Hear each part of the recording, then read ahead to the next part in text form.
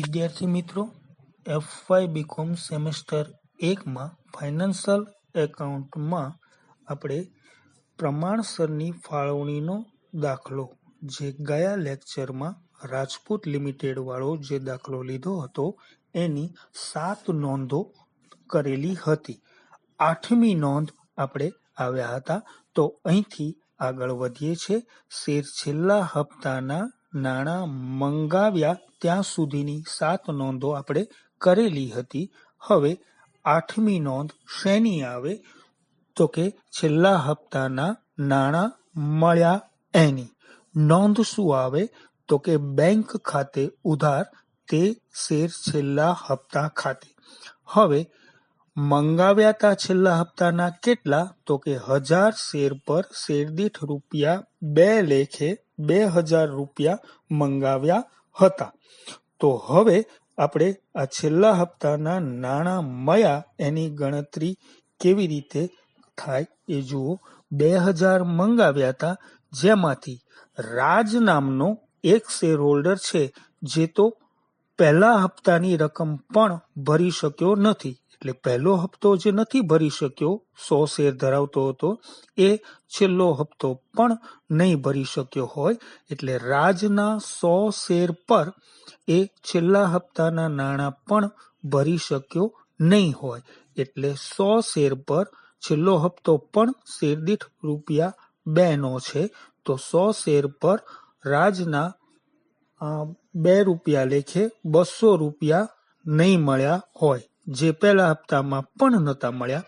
એટલે 2000 રૂપિયા છેલ્લા હપ્તાના કુલ મંગાવ્યા હતા, એમાંથી રાજના 100 શેર પર જે પહેલો હપ્તો પણ નહોતો ભરી શક્યો અને એ છેલ્લો હપ્તો પણ નહીં ભરી શક્યો હોય. એટલે 100 શેર પર ₹2 લેખે 200 રૂપિયા રાજના મળ્યા નથી. એટલે 2000 મંગાવ્યા હતા, એમાંથી 200 રાજના નહીં મળ્યા હોય. એટલે 1800 રૂપિયા કંપનીને મળ્યા હશે. પરંતુ અહીંયા આપણને રકમમાં કહ્યું છે કે નિકુમ નામનો એક બીજો શેર હોલ્ડર છે.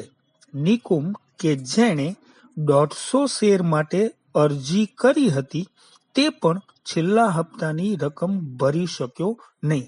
એટલે જુઓ મિત્રો, રાજ પહેલા હપ્તાથી નથી ભરી શક્યો, જ્યારે નિકુમ નામનો બીજો જે શેર હોલ્ડર છે કે જેણે 150 શેર માટે અરજી કરી હતી, તે પણ છેલ્લા હપ્તાની રકમ ભરી શક્યો નથી. તો જુઓ મિત્રો, અહીંયા આપણે નિકુમ કેટલા છેલ્લા હપ્તાના નથી ભરી શક્યો એ જોવા માટે એ નિકુમને જે મંજૂર કેટલા શેર થયા હશે એ આપણે શોધવું પડશે પહેલા. તો અહીંયા આપણને એમ નથી કહ્યું કે નિકુમ કે જેણે 150 શેર મંજૂર કર્યા હતા, પણ અહીંયા આપણને એમ કહ્યું છે કે નિકુમ કે જેણે 150 શેર માટે અરજી કરી હતી. હવે જુઓ મિત્રો, આપણે ઉપરની ફાળવણી સૌથી પહેલા કે અહીંયા જેટલી અરજી કરી હોય એ બધા જ શેર મંજૂર થયા છે એવું નથી. મંજૂર માટેનું આપણે પ્રમાણ ઉપર મેળવી લીધું છે. કયા પ્રમાણમાં મંજૂર નામંજૂર થયા છે? તો કે જેણે 3 શેરની અરજી કરી છે એના 2 જ શેર મંજૂર થયા છે અને 1 નામંજૂર કરવામાં આવ્યો છે. તો અહીંયા નિકુમના પણ આ મુજબ જ, આ પ્રમાણ મુજબ જ, આ ધોરણ મુજબ જ મંજૂર નામંજૂર થયા હશે. એટલે સૌથી પહેલા તો આપણે શું કરવું પડશે? નિકુમના મંજૂર થયેલા શેર શોધવા પડશે. તો એ કેવી રીતે? તો કે આ પ્રમાણ મુજબ જેણે 3 શેરની અરજી કરી છે એના 2 જ શેર મંજૂર કરવામાં આવ્યા છે. તો નિકુમે 150 શેરની અરજી કરી હતી. તો 150 શેરની અરજી કરી હોય તો કેટલા શેર મંજૂર થયા હશે? તો એ આપણે ત્રિરાશી મૂકીને નિકુમના મંજૂર કેટલા શેર થયા હશે એ મેળવી લઈશું. તો કે 100 શેર મંજૂર થયા હશે નિકુમના. એને 150 શેરની અરજી કરી હતી, પણ એમાંથી 3:2 ના પ્રમાણમાં અહીંયા નિકુમના 100 શેર મંજૂર થયા હશે. ખ્યાલ આવ્યો? અહીંયા જો કહેવાની રીત જુદી છે. રાજમાં આપણને એમ કહ્યું હતું કે રાજ કે જેને 100 શેર આપ્યા હતા, જ્યારે અહીંયા નિકુમ માટે એવું કહ્યું છે કે નિકુમ કે જેણે 150 શેર માટે અરજી કરી હતી. નિકુમના 150 શેર મંજૂર કરવામાં આવ્યા હતા એવું નથી કહ્યું, બરાબર, કે 150 શેર આપ્યા હતા એમ નથી કહ્યું, પણ એમ કહ્યું છે કે નિકુમ કે જેણે 150 શેર માટે અરજી કરી હતી. એટલે અરજી કરી હોય એ બધા જ શેર મંજૂર થયા છે એવું નથી, બરાબર છે. તો નિકુમે 150 શેરની અરજી કરી હોય પણ એમાંથી 100 શેર જ એના મંજૂર થયા હશે. એટલે મંજૂર થયેલા શેર હોય એના પર જ એને હપ્તો ભરવાનો હોય. તો અહીંયા કહ્યું છે કે નિકુમ કે જેણે 150 શેર માટે અરજી કરી હતી તે પણ છેલ્લા હપ્તાની રકમ ભરી શક્યો નથી. એટલે 100 શેર પર છેલ્લો હપ્તો શેર દીઠ 2 રૂપિયા લેખે નિકુમ પણ 200 રૂપિયા નહીં ભરી શક્યો હોય. હવે જુઓ મિત્રો, આખું જ કે છેલ્લા હપ્તાના કંપનીએ મંગાવ્યા હતા કેટલા, તો કે 2000 રૂપિયા, જેમાંથી રાજ નામનો જે શેર હોલ્ડર જે 100 શેર ધરાવતો હતો એ પ્રથમ હપ્તો પણ નથી ભરી શક્યો અને છેલ્લો હપ્તો પણ નહીં ભરી શક્યો હોય. એટલે 100 શેરના 2 રૂપિયા લેખે 200 રૂપિયા છેલ્લા હપ્તાના નહીં ભરી શક્યો હોય. એટલે 2000 માંથી રાજ 200 નથી ભરી શક્યો અને નિકુમ એ પણ 100 શેર જે છે એના મંજૂર થયેલા એના પર છેલ્લો હપ્તો 2 રૂપિયા લેખે નહીં ભરી શક્યો હોય, 200 રૂપિયા. એટલે ટોટલ રાજ પણ 200 નથી ભરી શક્યો છેલ્લા હપ્તાના અને નિકુમ પણ છેલ્લા હપ્તાના 200 રૂપિયા નથી ભરી શક્યો. એમ કરીને કુલ 400 રૂપિયા ભરી શકાયા નથી. એટલે 2000 રૂપિયા મંગાવ્યા હતા પણ એમાંથી રાજના 200 અને નિકુમના 200 એમ કરીને 400 રૂપિયા મળ્યા નથી. તો 2000 માંથી મળ્યા હશે કેટલા, તો કે 1600 રૂપિયા જ મળ્યા હશે કંપનીને. તો આ 8મી નોંધ છેલ્લા હપ્તાના નાણાં મળ્યા એ જે નોંધ કરીએ છીએ એમાં કેટલી અમાઉન્ટ આવશે, તો કે 1600 રૂપિયા. 2000 મંગાવ્યા હતા ખરા, 7મી નોંધમાં આપણે છેલ્લા હપ્તાના 2000 રૂપિયા મંગાવ્યા એ કરી અને એ 2000 માંથી છેલ્લા હપ્તાના નાણાં કેટલા મળ્યા એની જે 8મી નોંધ કરીએ છીએ એમાં 1600 રૂપિયા આવશે. તો આ 8 નોંધ બરાબર ક્લિયર થઈ ગઈ. અહીંયા કંપનીએ બધા જ હપ્તાના નાણાં મંગાવ્યા અને મળ્યા એની નોંધો કરી દીધી આપણે કંપનીના ચોપડે. હવે આગળ કયું છે, આગળ એના પછીની નોંધ શું આવશે કે અહીંયા આગળ કહ્યું છે આ શેર જપ્ત કરવામાં આવ્યા. આ શેર એટલે કયા, તો કે રાજ અને નિકુમના જે 200 શેર છે એ જપ્ત કરી દીધા છે કંપનીએ. તો હવે એ જપ્તીની નોંધ આવશે 9મી નોંધ. અહીં બધા જ હપ્તા મંગાવવાની અને મળવાની આપણે નોંધ કરી દીધી. હવે 9મી નોંધ આવશે શેર જપ્તીની. તો કે જ્યારે શેર જપ્ત કરવામાં આવે, અહીંયા છેલ્લે જપ્ત કર્યા છે એવું આપણને કહ્યું છે. જો વચ્ચે ક્યાંક જપ્ત કર્યા હોય તો જપ્તીની નોંધ વચ્ચે પણ આવી શકે અને ત્યારબાદ હપ્તો મંગાવ્યો મળ્યો એની એ મુજબ નોંધ આવશે. અહીંયા છેલ્લે જ કંપનીએ બધા જ શેર રાજના અને નિકુમના બંને શેર હોલ્ડરના જે હપ્તો ભરવામાં નિષ્ફળ ગયા એમના બધા જ હપ્તા મંગાવી દીધા પછી કંપનીએ શેર જપ્ત કર્યા છે એવું કહ્યું છે. એટલે જપ્તીની નોંધ આપણે છેલ્લે આ કરીશું. તો કે શેર જપ્તીની નોંધ શું આવશે, પહેલા તો એ વાત કે કેટલા શેર પર આ નોંધ કરવાની રહેશે. જો મિત્રો અત્યાર સુધીની આપણે જે નોંધ કરી એ હપ્તો મંગાવ્યો અને મળ્યો એની હતી, એટલે મંજૂર થયેલા શેર પર કરવાની હતી. તો બધી જ ગણતરી આપણે 1000 શેર પર કરી મંજૂર થયેલા. જ્યારે આ નોંધ શેની કરી રહ્યા છીએ, તો કે શેર જપ્તીની નોંધ. તો ગણતરી શેના પર કરવાની, તો કે જેટલા શેર જપ્ત કરવામાં આવ્યા હોય એના પર. તો જપ્ત કેટલા કર્યા છે, રાજના 100 શેર અને નિકુમના પણ 100 શેર. એને 150ની અરજી કરી હતી પણ એને 100 જ મંજૂર થયા હોય એટલે 100 શેર નિકુમના, એમ કરીને ટોટલ 200 શેર પર આપણે આ શેર જપ્તીની નોંધની ગણતરી કરવાની રહેશે. બરાબર, ખ્યાલ આવી ગયો.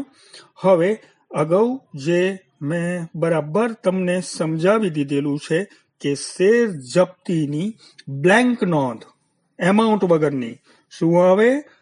શેર મૂડી ખાતે ઉધાર કઈ રકમ, કેટલી એમ નહીં, જો ધ્યાન રાખજો, કઈ રકમ તો કે મંગાવેલ રકમ. શેર મૂડી ખાતે ઉધાર મંગાવેલ રકમ તે શેર જપ્તી ખાતે કઈ રકમ તો કે મળેલ રકમ, અને તે જે તે હપ્તા ખાતે બાકી હપ્તા ખાતે કઈ રકમ તો કે નહીં મળેલ રકમ. તો અહીંયા જે હપ્તાના જેટલા જેટલા નથી મળ્યા એ રકમ આપણે હપ્તાનું નામ આપીને એ મુજબ નોંધ કરીશું. બરાબર, શેર મૂડી ખાતે ઉધાર મંગાવેલ રકમ તે શેર જપ્તી ખાતે મળેલ રકમ, અને તે જે તે હપ્તા ખાતે નહીં મળેલ રકમ. બરાબર, તો આપણી બ્લેન્ક નોંધ એમાઉન્ટ વગરની. હવે આપણે આપણા દાખલા પર આવીએ કે અહીંયા શેર જપ્તીની નોંધ આપણે કઈ એમાઉન્ટ પર કરવાની રહેશે તો કે 200 શેર કંપનીએ જપ્ત કર્યા છે. તો 200 શેર પર ક્યારે જપ્ત કર્યા છે તો કે છેલ્લે બધા જ હપ્તા મંગાવી દીધા પછી. એટલે મંગાવેલ રકમ કેટલી તો કે 10 રૂપિયાનો શેર છે, 10 રૂપિયા મંગાવી દીધેલા છે અને ત્યારે આ જપ્ત કરવામાં આવ્યા છે. તો શેર મૂડી ખાતે ઉધાર કઈ રકમ તો કે શેર દીઠ 10 રૂપિયા લેખે કેટલા શેર પર? 200 શેર પર. કેવી રીતે 200 તો કે રાજના 100 અને નિકુંભના 100 એમ કરીને 200 શેર કંપનીએ જપ્ત કર્યા છે. તો જપ્ત થયેલા શેર 200 પર 10 રૂપિયા લેખે મંગાવી દીધી છે રકમ, એટલે 200 શેર પર 10 રૂપિયા લેખે 2000 રૂપિયા શેર મૂડી ખાતે ઉધાર થશે.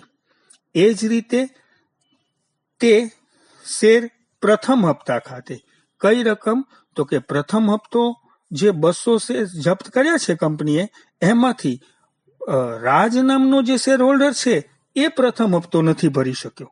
બરાબર, નિકુંભ નામનો જે શેર હોલ્ડર છે જે 100 શેર ધરાવતો હતો એને તો પહેલો હપ્તો ભર્યો હતો, એ ક્યારે નથી ભરી શક્યો? છેલ્લો હપ્તો. તો અહીંયા તે શેર પ્રથમ હપ્તા ખાતે નહીં મળેલ રકમ કેટલી તો કે રાજના 100 શેર પર પ્રથમ હપ્તો શેર દીઠ 2 રૂપિયાનો હતો, એ રાજ નામનો શેર હોલ્ડર ભરી નથી શક્યો, એટલે તે શેર પ્રથમ હપ્તા ખાતે માત્ર રાજના 100 શેર પર 2 રૂપિયા લેખે 200 રૂપિયા નથી મળ્યા. એટલે શેર પ્રથમ હપ્તા ખાતે નહીં મળેલ રકમ કેટલી તો કે 200 રૂપિયા. એ જ રીતે તે શેર છેલ્લા હપ્તા ખાતે નહીં મળેલ રકમ કેટલી તો કે રાજના 100 શેર અને બીજો જે શેર હોલ્ડર નિકુંભ છે એ પણ છેલ્લો હપ્તો નથી ભરી શક્યો, એટલે એ પણ 100 શેર ધરાવતો હતો, એટલે 100 રાજના અને 100 નિકુંભના એમ કરીને 200 શેર પર છેલ્લા હપ્તાની રકમ મળી નથી. નહીં મળેલ રકમ 2 રૂપિયા, છેલ્લો હપ્તો પણ શેર દીઠ 2 રૂપિયા લેખે હતો. તો અહીંયા 200 શેર પર 2 રૂપિયા લેખે 400 રૂપિયા છેલ્લા હપ્તાના નથી મળ્યા. એટલે ટોટલ રાજના 100 અને નિકુંભના 100 એમ કરીને 200 શેર પર છેલ્લો હપ્તો 2 રૂપિયા લેખે મળ્યો નથી. તો છેલ્લા હપ્તાની નહીં મળેલ રકમ કેટલી તો કે 400 રૂપિયા. તો આપણે નોંધ કરીશું તે શેર છેલ્લા હપ્તા ખાતે નહીં મળેલ રકમ 400. બરાબર, અને તે શેર જપ્તી ખાતે કઈ રકમ તો કે મળેલ રકમ, તો કે 2000 માંથી જુદા જુદા સમયે પ્રથમ હપ્તા વખતે અને છેલ્લા હપ્તા વખતે નહીં મળેલ રકમ આપણે જે તે હપ્તાના નાણાં મળ્યા એની જે નોંધ કરી એમાં કોના કેટલા નથી મળ્યા એ આપણે ગણતરી કરેલી છે. તો એ આપણે અહીંયા દર્શાવી. તો બાકીની 1400 રૂપિયા એ મળી ગયા છે. તો એ મળેલ રકમ તે શેર જપ્તી ખાતે 1400 રૂપિયા આવશે. બરાબર છે, એટલે આપણી આખી શેર જપ્તીની નોંધ આ મુજબ થઈ. શેર મૂડી ખાતે ઉધાર 2000 કેવી રીતે? 200 શેર પર 10 રૂપિયા લેખે મંગાવી દીધેલા છે અને ત્યારે આ જપ્ત કરવામાં આવે છે. એટલે શેર મૂડી ખાતે ઉધાર મંગાવેલ રકમ કેટલી તો કે 200 શેર પર 10 રૂપિયા લેખે 2000. તે શેર પ્રથમ હપ્તા ખાતે માત્ર રાજના 100 શેર પર 2 રૂપિયાનો પ્રથમ હપ્તો હતો, તો 2 રૂપિયા લેખે 200 રૂપિયા તે શેર પ્રથમ હપ્તા ખાતે નહીં મળેલ રકમ આવે. એ જ રીતે તે શેર છેલ્લા હપ્તા ખાતે 100 રાજના અને 100 નિકુમના એમ કરીને 200 શેર પર શેર દીઠ 2 રૂપિયા લેખે છેલ્લો હપ્તો પણ 2 રૂપિયાનો હતો, એટલે 2 રૂપિયા લેખે 200 શેર પર 400 રૂપિયા નહીં મળેલ રકમ આવે. એટલે તે શેર છેલ્લા હપ્તા ખાતે 400 રૂપિયા નહીં મળેલ રકમ. અને તે શેર જપ્તી ખાતે મળેલ રકમ તો કે કેટલા, તો કે 1400 રૂપિયા આવશે. તો આખી જ શેર જપ્તીની નોંધ આ મુજબ થઈ ગઈ. તો બરાબર સમજાઈ ગયું. શેર જપ્તીની નોંધમાં પહેલા આપણે બ્લેન્ક નોંધ સમજ્યા છીએ અને કઈ રકમ કેટલી એમ નહીં, કારણ કે એ દરેક દાખલે બદલાતી હોય, પણ અહીંયા આપણે કોના ખાતે ઉધાર અને કોના ખાતે જમા કઈ રકમ આવે એવી રીતે આપણે સમજ્યા છે. અને એવી રીતે મેં તમને બરાબર ક્લિયર કરાવ્યું છે. મંગાવેલ રકમ, મળેલ રકમ અને નહીં મળેલ રકમ. શેર મૂડી ખાતે ઉધાર મંગાવેલ રકમ, તે શેર જપ્તી ખાતે મળેલ રકમ અને તે જે તે હપ્તા ખાતે નહીં મળેલ રકમ. આ રીતે આપણે જો સમજીએ તો શેર જપ્તીની નોંધમાં આપણને ક્યાંય મુશ્કેલી ન પડે. તો બરાબર સમજાઈ ગઈ મિત્રો શેર જપ્તીની નોંધ. તો આ 9મી નોંધ શેર જપ્તીની ગણતરી શેના પર, તો કે 200 શેર પર, કારણ કે કંપનીએ 200 શેર 100 રાજના 100 નિકુમના એમ કરીને 200 શેર જપ્ત કર્યા છે, એટલે જપ્તીની નોંધ આપણે 200 શેર પર ગણતરી કરી. બરાબર છે.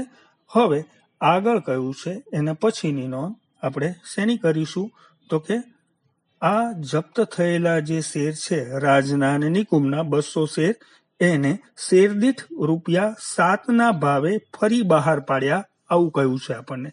તો હવે નોંધ શેની આવશે, શેર ફરી બહાર પાડવાની નોંધ. તો નોંધ બ્લેન્ક શું આવશે, પહેલા તો આ કહ્યું છે આપણને દાખલામાં કે આ જપ્ત થયેલા શેર શેર દીઠ ₹7 લેખે ફરી બહાર પાડ્યા. એનો અર્થ એ કે જે 200 શેર જપ્ત કર્યા હતા કંપનીએ, એ 200 શેર કંપનીએ ફરી બહાર પાડી દીધા છે. અહીં હંમેશા એવું ન બને, બરાબર છે, પણ અહીંયા આપણને કહેલું છે કે આ શેર જપ્ત કરવામાં આવ્યા અને રાજના જપ્ત કરેલા 100 શેર સહિત 150 શેર કંપનીએ શેર દીઠ ₹7ના ભાવે બહાર પાડ્યા. હવે જુઓ મિત્રો, અહીં સમજો, અહીંયા કંપનીએ જપ્ત કર્યા છે 200 શેર, બરાબર છે, રાજના 100 અને નિકુમના 100 એમ કરીને 200 શેર જપ્ત કર્યા છે. તો જપ્તીની નોંધની ગણતરી આપણે 200 શેર પર કરી છે, બરાબર છે. જે આગળ જોયું. હવે નોંધ આવી ફરી વખત શેર બહાર પાડવાની નોંધ. તો એમાં એ ફરી જેટલા બહાર પાડ્યા હોય એના પર ગણતરી કરવાની. તો અહીં આપણને કહ્યું છે કે ફરી વખત કેટલા શેર બહાર પાડ્યા છે, તો કે 150 શેર. પણ પાછું એમાં સ્પેસિફાય કરેલું છે કે રાજના 100 જે જપ્ત કર્યા હતા એ 100 શેર અને બાકીના 50 શેર જે છે એ નિકુમના હશે. એટલે નિકુમના જપ્ત કરેલા છે 100 શેર, બરાબર, પણ એમાંથી 50 શેર જ કંપનીએ ફરી બહાર પાડ્યા છે, બરાબર છે. એટલે ફરી બહાર પાડવાની નોંધની ગણતરી આપણે કેટલા શેર પર કરવાની, 150 શેર પર. પણ આ 150માં પણ કેવી રીતે સ્પેસિફાય કરેલું છે, તો કે રાજના 100 અને નિકુમના 50 શેર એમ કરીને 150 શેર કંપનીએ ફરી બહાર પાડ્યા છે 7 રૂપિયા લેખે, બરાબર છે. તો શેર ફરી બહાર પાડવાની નોંધ કરવા જઈ રહ્યા છે 10મી નોંધ. એની ગણતરી શેના પર કરવાની, તો કે 150 શેર પર. કેવી રીતે કરવાની, તો એ હવે આપણે સમજીએ. ફરી પાછું શેર ફરી બહાર પાડવાની બ્લેન્ક નોંધ, એમાઉન્ટ વગરની. શું નોંધ આવે, બેંક ખાતે ઉધાર. કઈ રકમ, તો કે જેટલા શેર જે કિંમતે બહાર પાડ્યા હોય અને નાણાં કંપનીને મળ્યા હોય એ બેંક ખાતે ઉધાર. શેર જપ્તી ખાતે ઉધાર. કઈ રકમ, તો કે જેટલા ઓછા મળ્યા હોય એ. ઓછા એટલે શેમાં, તો કે શેરની કિંમત હોય એમાંથી ફરી વખત બહાર પાડતા જે રકમ મળી છે એ રકમ આપણે બેંક ખાતે ઉધાર કરી અને જેટલા ઓછા મળ્યા છે એ રકમ શેર દીઠ એ આપણે શેર જપ્તી ખાતે ઉધાર કરીશું અને તે શેર મૂડી ખાતે કુલ રકમ આવી રીતે બ્લેન્ક નોંધ થાય એમાઉન્ટ વગરની. હવે મિત્રો જુઓ, આપણા દાખલામાં માં 150 શેર કંપનીએ જપ્ત કર્યા, ફરી વખત બહાર પાડ્યા છે, એટલે 150 શેર પર ગણતરી કરવાની. બરાબર છે. તો હવે આપણે આ જે નોંધ છે એમાં એમાઉન્ટ કેવી રીતે મેળવી જોઈ લો. બેંક ખાતે ઉધાર કેટલા શેર? તો કે 150 શેર પર ફરી વખત બહાર પાડવા શેર દીઠ 7 ભાવે ફરી બહાર પાડ્યા છે. તો 7 રૂપિયા લેખે 150 શેર પર 150 શેર પર 150 કેવી રીતે? રાજના 100 અને નિકુંભના 50 એમ કરીને 150 શેર 7 રૂપિયા લેખે ફરી બહાર પાડ્યા છે.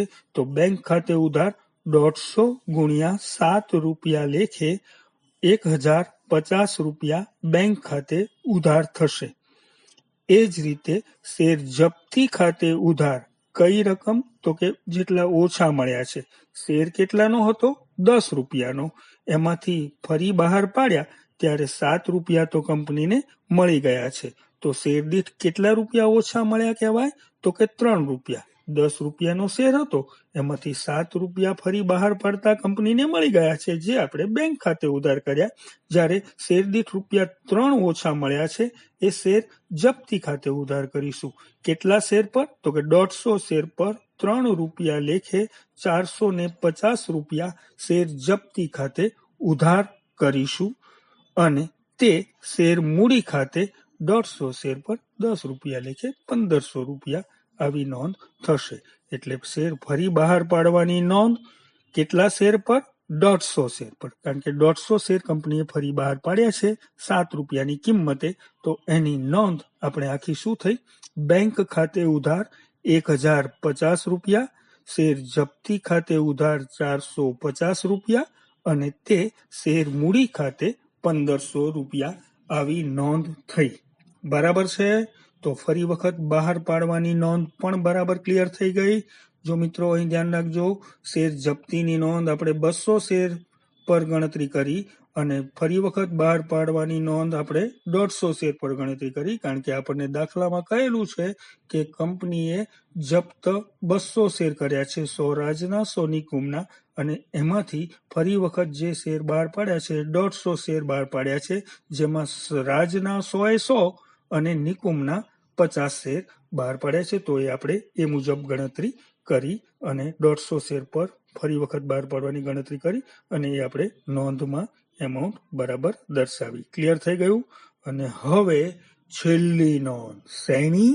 તો કે જપ્તીની બાકી મૂડી અનામત ખાતે લઈ જઈએ એની નોંધ શું થાય? તો કે શેર જપ્તી ખાતે ઉધાર તે મૂડી અનામત ખાતે. બરાબર છે.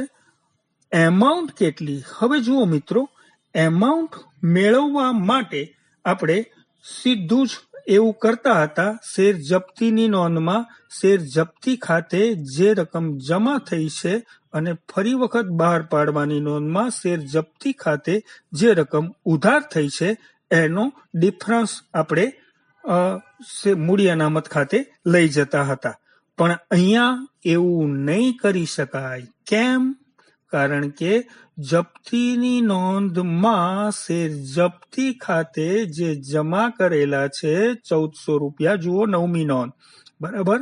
શેર જપ્તી ખાતે 1400 રૂપિયા જે જમા કરેલા છે એ કેટલા શેર પર છે? તો કે 200 શેર પર. કારણ કે જપ્ત કેટલા કર્યા હતા? 200 શેર. અને ફરી વખત બહાર પાડવાની નોંધમાં શેર જપ્તી ખાતે ઉધાર કર્યા છે 450 રૂપિયા. એ કેટલા શેરના છે? તો કે 150 શેરના. બરાબર છે. એટલે 200 શેરના જમા થયા છે અને 150 શેરના શેર જપ્તી ખાતે ઉધાર થયા છે. એટલે સીધો ડિફરન્સ નહીં મેળવાય, પરંતુ આપણે કેટલીક ગણતરી સમજી લેવી પડશે. તો જુઓ મિત્રો, હવે આપણે જે 1400 રૂપિયા શેર જપ્તીની નોંધમાં શેર જપ્તી ખાતે જે 1400 રૂપિયા જમા થયા છે એની વિગતો બરાબર સમજી લઈએ. અને એના માટે આપણે જોઈએ કે રાજના 100 શેર હતા. બરાબર. એના 100 શેર પર એ અરજી વખતના 3 રૂપિયા અને મંજૂરી વખતના 3 રૂપિયા એમ કરીને 6 રૂપિયા ભરી શકો છો. મંજૂરી વખતે આમ તો 5 રૂપિયા મંગાવ્યા હતા, પણ 2 રૂપિયા તો એમાં પ્રીમિયમના હતા, એટલે મંજૂરીના 3 રૂપિયા અને અરજીના 3 રૂપિયા એમ કરીને 6 રૂપિયા રાજના જે મળેલ રકમ હતી. બરાબર છે. અને ફરી વખત બહાર પાડવાની નોંધમાં જપ્તી ખાતે જે ઉધાર કર્યા છે એમાં 450 રૂપિયા આપણે ઉધાર કર્યા છે ફરી વખત બહાર પાડવાની નોંધમાં. એમાં 150 શેરના છે. એ હવે 150 શેરમાંથી રાજના 100 શેર તો ફરી વખત બહાર પાડ્યા છે એવું કયું છે, આપણે સ્પેસિફાઈ કરેલું છે. બરાબર. તો 100 શેરના એના શેર દીઠ ₹3 લેખે જે ઓછા મળ્યા છે 300 રૂપિયા. બરાબર છે. એટલે જપ્તીની નોંધમાં રાજના જે જપ્તી ખાતે જમા થયા છે 1400, એમાં રાજના કેટલા છે તો કે 600. કેવી રીતે? 100 શેર પર 3 રૂપિયા અરજીના અને 3 રૂપિયા મંજૂરીના એમ કરીને 6 રૂપિયા લેખે 600 રૂપિયા એની આપણે રકમ જપ્તી ખાતે જે જપ્તીની નોંધમાં જપ્તી ખાતે જે જમા કર્યા છે 1400, એમાં રાજના 600 રૂપિયા છે. અને ફરી વખત બહાર પાડવાની નોંધમાં જપ્તી ખાતે ઉધાર કર્યા છે 450 રૂપિયા, એમાં રાજના 300 રૂપિયા હશે. 100 શેર પર 3 રૂપિયા લેખે ઓછા મળ્યા છે, તો 300 રૂપિયા ઓછા મળ્યા છે. એટલે રાજની જે જપ્ત કરેલા હતા અને ફરી વખત બહાર પાડ્યા એનો ડિફરન્સ જપ્તીની નોંધમાં જપ્તી ખાતે જે જમા થયા છે 600 રૂપિયા અને ફરી વખત બહાર પાડવાની નોંધમાં જપ્તી ખાતે ઉધાર થયા છે 300 રૂપિયા. તો એ બંનેનો ડિફરન્સ થાય 300 રૂપિયા. એટલે ડિફરન્સની રકમ અહીંયા 300 રૂપિયા રાજની. જ્યારે નિકુમની અહીંયા જુઓ, જપ્તીની નોંધમાં શેર જપ્તી ખાતે જે 1400 રૂપિયા જમા થયા છે એમાં 600 રૂપિયા રાજના અને બાકીના જે છે 800 રૂપિયા એ નિકુમના જમા થયા હોય. શેર જપ્તીની નોંધમાં 1400 રૂપિયા જે ટોટલ જમા થયા છે એમાં નિકુમના 800 રૂપિયા હશે અને રાજના 600. બરાબર. તો 800 રૂપિયા એ કેટલા શેરના છે નિકુમના? તો કે 100 શેરના, કારણ કે 100 શેર જપ્ત થયા હતા.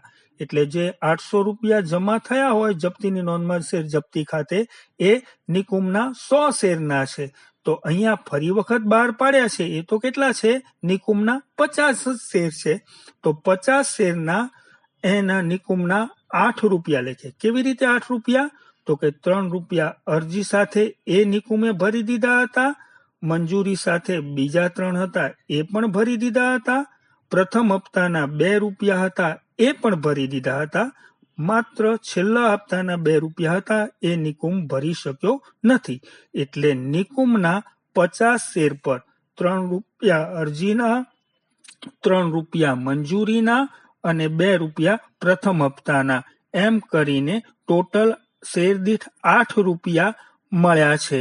તો એ જે 1400 રૂપિયા છે એમાં 800 રૂપિયા નિકુમના છે, એમાં 100 શેરના છે, તો 50 શેરના નિકુમના 400 રૂપિયા શેર જપ્તીની નોંધમાં જમા થયા હશે 50 શેરના.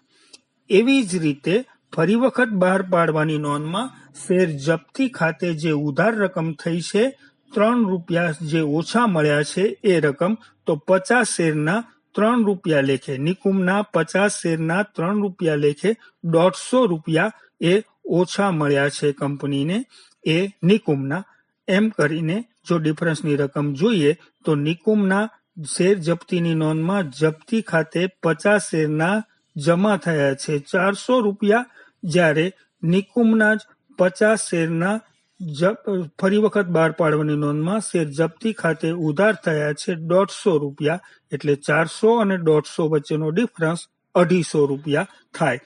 એટલે રાજના ડિફરન્સની રકમ શેર જપ્તીની નોંધમાં જે રકમ જમા થઈ છે જપ્તી ખાતે અને ફરી વખત બહાર પાડવાની નોંધમાં જપ્તી ખાતે જે ઉધાર રકમ થઈ છે એ બંનેનો ડિફરન્સ, તો રાજનો ડિફરન્સ 300 રૂપિયાનો હતો જે આપણે અગાઉ ગણ્યો એમ, અને નિકુમનો ડિફરન્સ થયો 250 રૂપિયાનો. એમ કરીને ટોટલ 550 રૂપિયા ડિફરન્સની રકમ આવે જે મૂડી અનામત ખાતે લઈ જવાની થાય.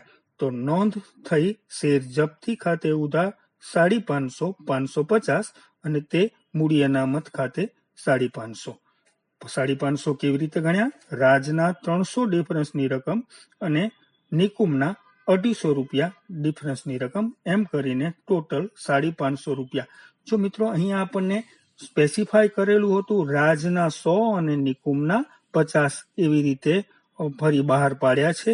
એટલા માટે આપણે બંનેનું અલગ અલગ ડિફરન્સની રકમ શોધવી પડી. તો બરાબર ક્લિયર થઈ ગયું હશે. આ આખો જ દાખલો અને એની નોંધો એ ગણતરી કરેલી જે છે એ એની રકમ અને એ બધું જ આપણા ગ્રુપમાં હું તમને મોકલી આપું છું અને એ બરાબર સમજાઈ જશે. Okay, thank you very much.